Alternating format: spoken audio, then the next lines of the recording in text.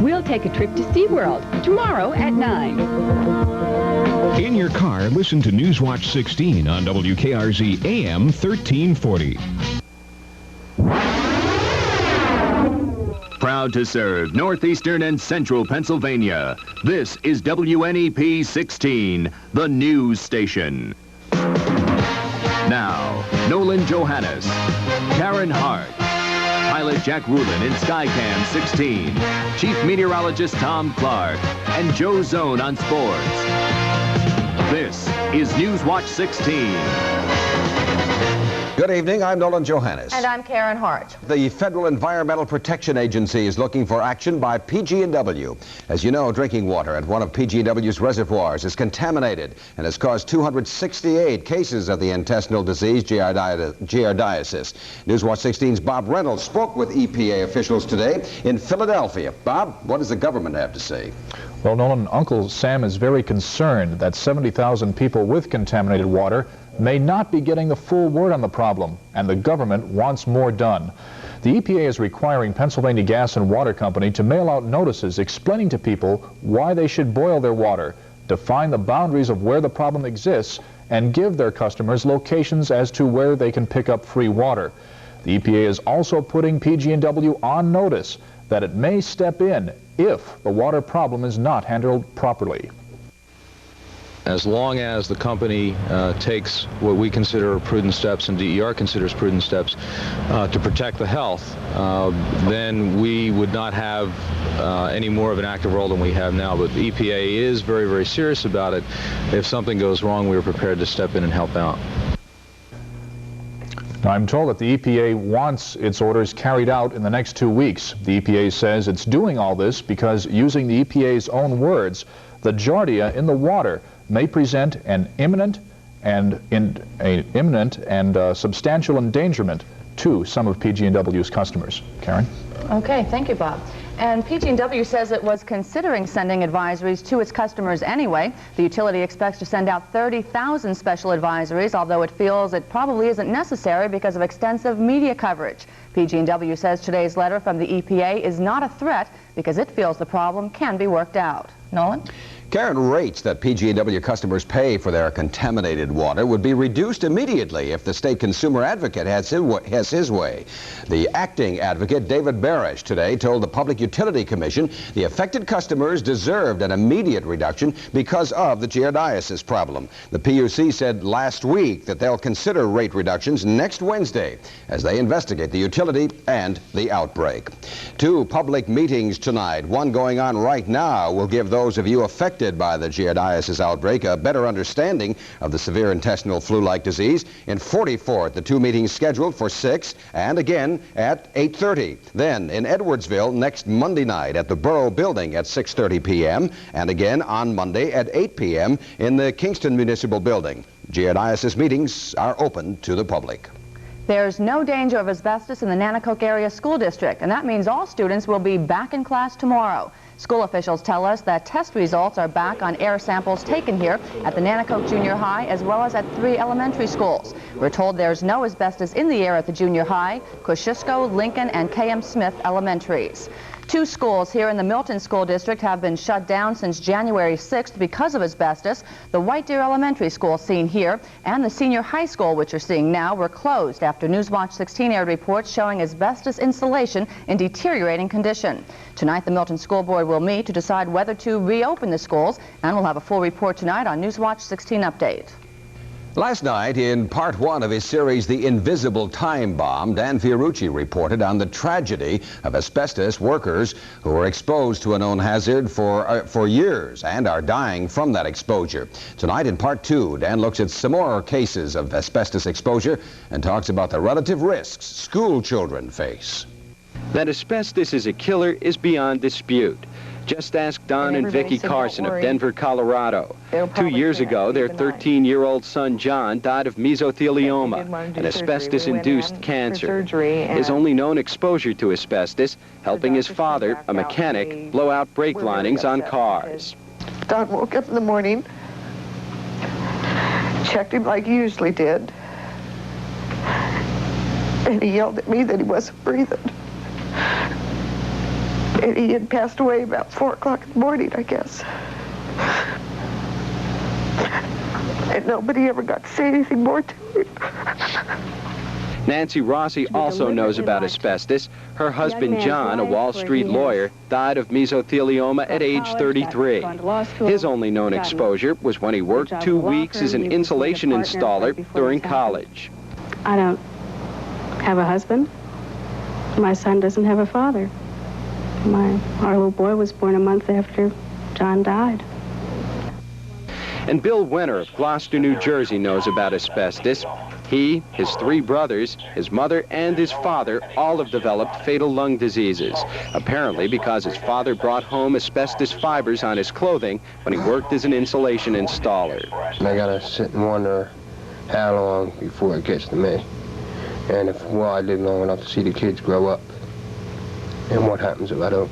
Some experts call asbestos the biggest industrial killer of all time. 1 person dies of an asbestos disease every 59 minutes, nearly 250,000 victims by the end of the century. And now, with asbestos insulation in some 12,000 classrooms across the country, there are fears that a whole new class of people is being exposed to a known cancer-causing agent: children. One of our worries is that we don't know what to do about it. At the moment, we're sort of keeping score. We're ticking off people as they die. One agency trying to keep track of the ticking off of people is the Environmental Protection Agency. In its guidance document, the EPA estimates that of the 3 million students now attending class in schools throughout the country, almost 1,000 will die prematurely of asbestos exposure. Although the agency admits the number could be as low as 100 or as high as 6,000. If the worst case turns out to be true, it means that 1 out of every 500 school students now attending class is being condemned to an early death. The problem is the EPA figures are only an estimate for the 3 million students currently attending class. They say nothing of the millions who'll be exposed in the future or the millions who were exposed in the past. In fact, there's evidence that some asbestos deaths from school have already taken place. The first of those deaths is believed to have been that of Frank Smith, who attended class at this parochial school in Providence, Rhode Island back in the 50s. 20 years later, at the age of 34, Frank Smith died of mesothelioma. His doctors traced the start of his disease back to contaminated classrooms. And they had decided that that was the only alternative that what it was in school systems, because he had no exposure other than that we could find. What can school boards do to reduce the chances of future tragedies like Frank Smith's? A look at that question tomorrow night. Dan Fiorucci, Newswatch 16.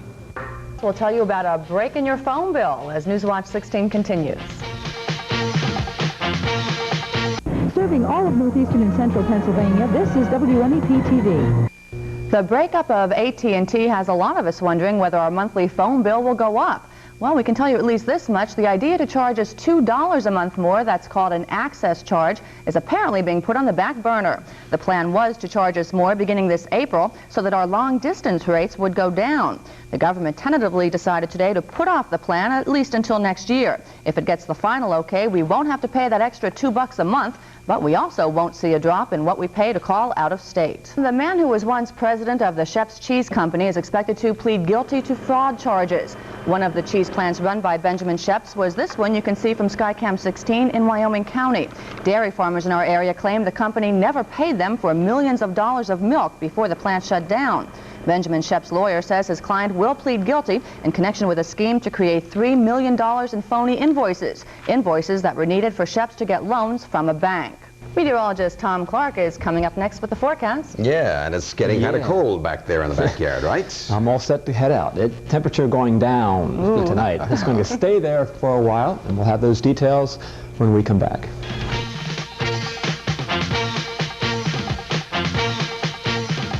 Everything from whitewater to black powder to beavers, biking, and bows. From copperheads to whitetails to casting, calling, and crows. You'll see stalking fish, fixing poles, rainbow trout, and snowy owls, setting traps, drilling holes, earthworms, and waterfowl. Whether you're a fan of the eagles, browns, bears, or giants, or of Joe and Stan and the Mountain Man, or some Tom Duck or Harry, watch hiking, frying, riding, tying, skiing, and flying on Pennsylvania Outdoor Life, Saturday at 7. Well, Tom and Noreen Clark ought to be feeling pretty good tonight. Yeah, I the think only so. meteorologist team that said 4 inches of snow would accumulated. All those other guys said a lot more, didn't they, Tom?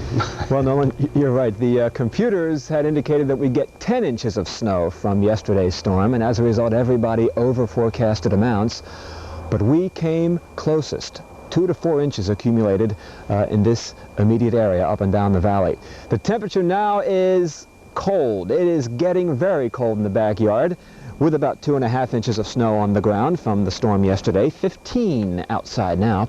The humidity is 56%, the wind northwest at 9, and the barometer set yours to read 30.10, and it's rising. The high today, 22 in this backyard at 7 o'clock this morning.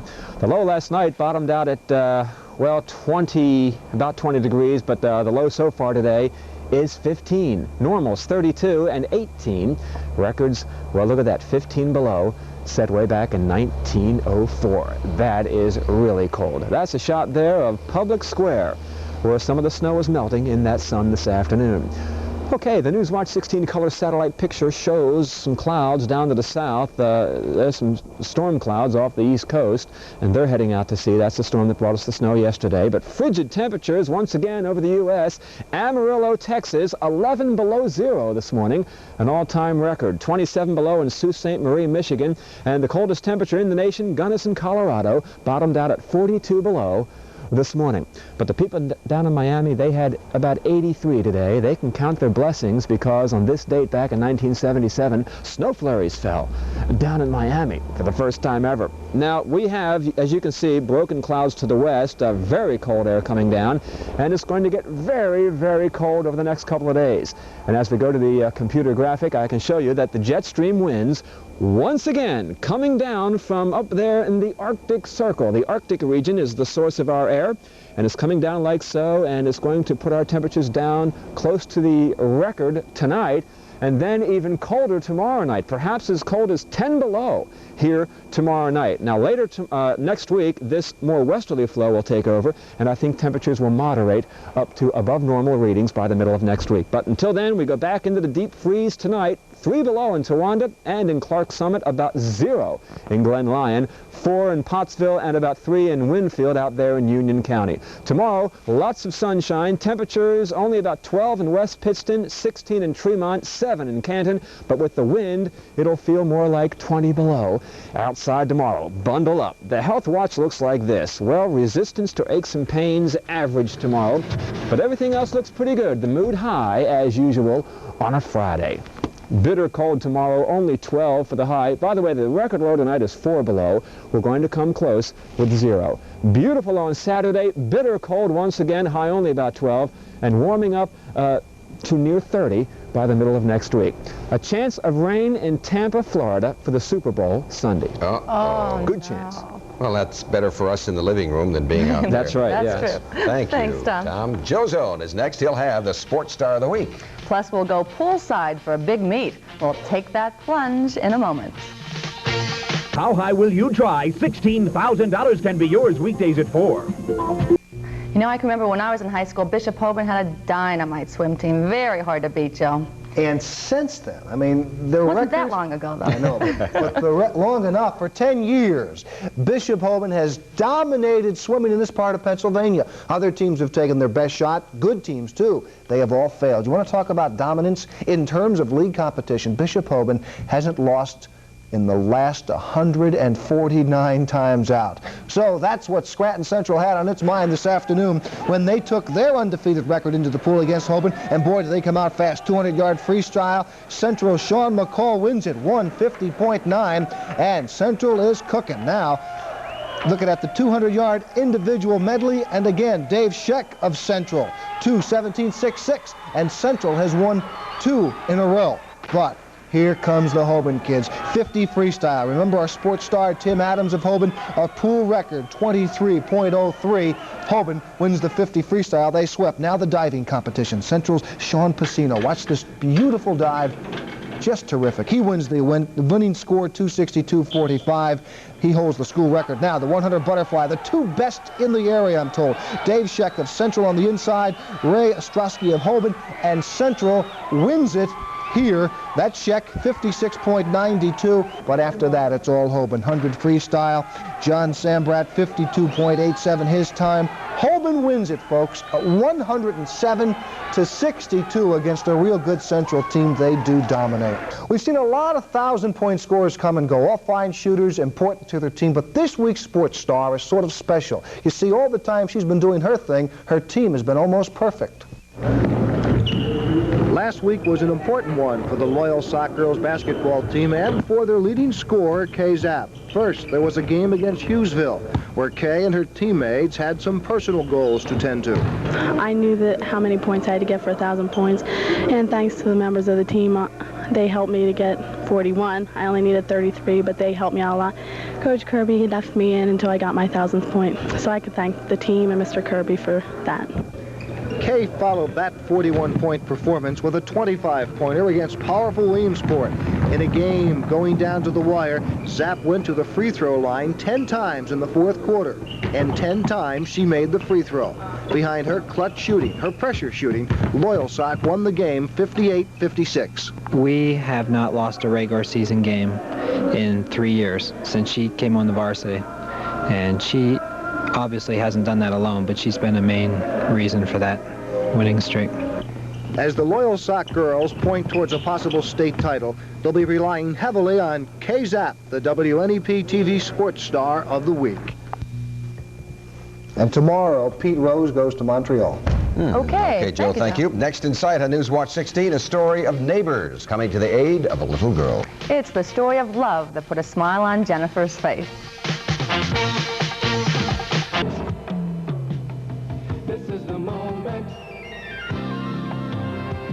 Brides, don't forget to register for WNEP's Big Bridal Fair. Time's running out for the most extravagant bridal fair around. It's the morning of your life. It's the time for bridal fair. Register for your free invitation at Wyoming Homes or Gus Genetti's Best Western Motor Inn. Finally tonight, a heartwarming story about some people in Northumberland County who decided to pitch in to make a little 4-year-old girl happy. Here's Newswatch 16's Craig Stevens.